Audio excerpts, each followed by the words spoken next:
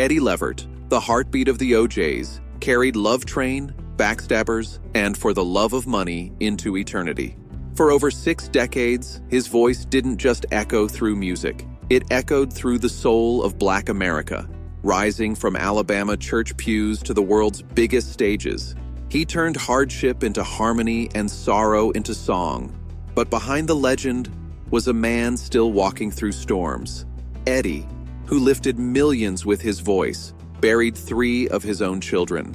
And now, at 83, the giant who once filled the world with joy stands in a quieter battle, facing shadows only he can name. Before we begin, tap like and leave a heart for the last great soul warrior still singing through pain. Every legend starts with a wound.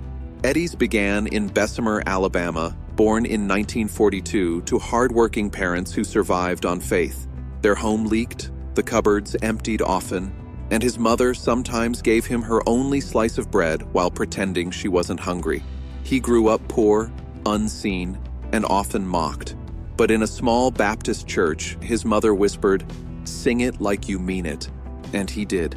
His voice became the sunlight breaking through storm clouds, his only escape from poverty. When Eddie was 6, his family moved north to Canton, Ohio, part of the Great Migration. They traveled on hope and borrowed miles. Canton was harsh, brutal winters, relentless factory labor, and endless struggle. Yet every Sunday, the family lit candles and sang to keep their spirits alive. Eddie sang to survive. "When you've got no heat," he later said, "you learn to make fire from your own breath." By 15, music wasn't a dream. It was survival, purpose, rebellion. From hunger came rhythm. From pain came soul. He had nothing except a voice that refused to be silenced. That voice would one day earn him over $20 million, born from faith, fire, and survival. But the path wasn't paved with applause. In the late 1950s, Eddie and his friends formed groups like the Triumphs and the Mascots, practicing in cold garages and traveling in a beat-up Chevy to gigs that barely paid for gas. They slept in the car, wrote songs on napkins, and sang just to stay warm. Record labels dismissed them as too Southern, too rough, too black. Eddie kept those letters as fuel, not humiliation. "If they won't let us in," he told Walter Williams, "we'll build our own stage." A small deal with King Records came in 1961, but their first single, Lonely Drifter, was ignored.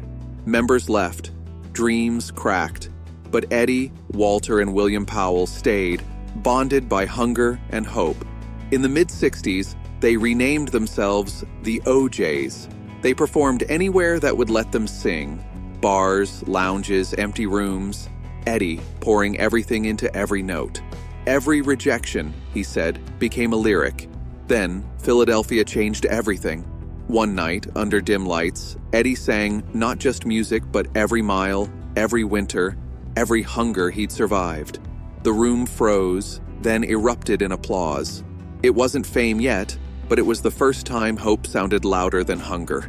And soon after, the world would finally hear the voice struggle had created, the voice that would carry Backstabbers, Love Train, and For the Love of Money into history. Within 3 years, the OJs sold over 10 million records. Eddie had climbed from sleeping in his car to commanding $100,000 a night. "We never dreamed of fame," he said. "We just wanted to eat." And somehow, the world started listening. Between 1973 and 1980, the OJs performed over 200 shows a year. Buses became bedrooms, hotels became hospitals, and Eddie's voice, once thunder, began to crack. "If I stopped singing, I'd stop breathing," he said. Fame brought glory, but also betrayal. Unpaid royalties and exploitative contracts cost the group over $400,000. In 1977, they lost William Powell, and the harmony grew lonelier. Eddie mourned privately but sang harder, determined to preserve their sound. Burned out, he nearly quit in 1978. By 1987, he returned with Let Me Touch You topping the R&B charts. Between the late 80s and early 2000s, the OJs earned over 10 gold albums, toured worldwide, and built a fortune exceeding $20 million. In 2005, they entered the Rock and Roll Hall of Fame, a testament not to money, but to survival and perseverance. Love and family brought both joy and pain. Eddie's first marriage to Martha Bird Levert produced 2 sons, Gerald and Sean, but fame pulled him away, and the marriage quietly ended. Gerald, his eldest, grew up singing before he could read. Every song Eddie wrote was a step back toward his boys. Years later, he found love again with Raquel Capitan, and their daughter Ryan became a golden thread stitching his life together. Tragedy struck relentlessly. In 2006, Gerald died at 40 from complications of medication. Years later, Sean passed after struggling with illness. Eddie's grief was immeasurable. He wandered empty halls, whispering their names, yet found a way back to the stage.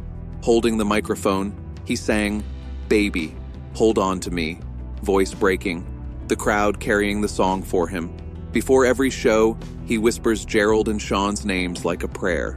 When the lights fade, he says, "I swear I can hear them, both of them, laughing again." Grief, he learned, is proof that love endures. Years had passed since the deaths of Gerald and Sean, but Eddie Levert still carried the echo of their voices. He often looked through old photos, Gerald smiling wide, Sean standing shyly beside him, and in the middle, Martha, who had walked through every triumph and tragedy with him, buried their sons, and somehow kept breathing. "She was stronger than me," Eddie said. "She lived with the pain, not beside it." Martha passed peacefully in her sleep years later. Eddie stood at her small funeral, placing a white rose on her coffin. "You're with them now," he whispered. The quiet that followed felt like peace, not pain. He imagined the 3 of them together, laughing where grief couldn't reach. Ryan, Eddie's daughter with Raquel, brought joy after so much loss but was diagnosed with lupus. Eddie stayed by her side through treatments, and in her final Christmas moments he whispered, "It's okay, baby. You can rest now." She was laid to rest beside her brothers, completing a trio of graves. Before every show, Eddie reads her note. "Keep singing, Daddy. I'll be listening." Loss also claimed members of the OJs, William Powell, Frankie Little Jr., Bobby Massey, Bill Isles, leaving Eddie and a few survivors to carry the dream. "Every time the crowd sings Love Train, I feel them," he said. The OJs were never just a band.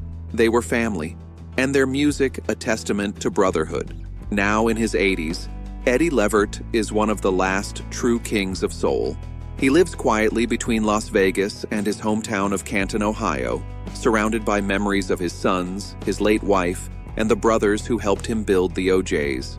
Despite wealth, fame, and decades of music, he moves through the world with gratitude, simplicity, and reverence for life. He supports causes close to his heart, keeps Ryan's legacy alive through lupus research, and continues to perform, though the tours are shorter and the lights gentler. Every time he steps on stage, microphone trembling in hand, Eddie whispers the names of his children and loved ones. "Let me sing it right. Just one more time," he prays. Then the lights rise, the music begins, and the love train rolls on, slower, wiser, but unstoppable. Eddie's life is proof that even in the face of unbearable loss, love, music, and resilience endure.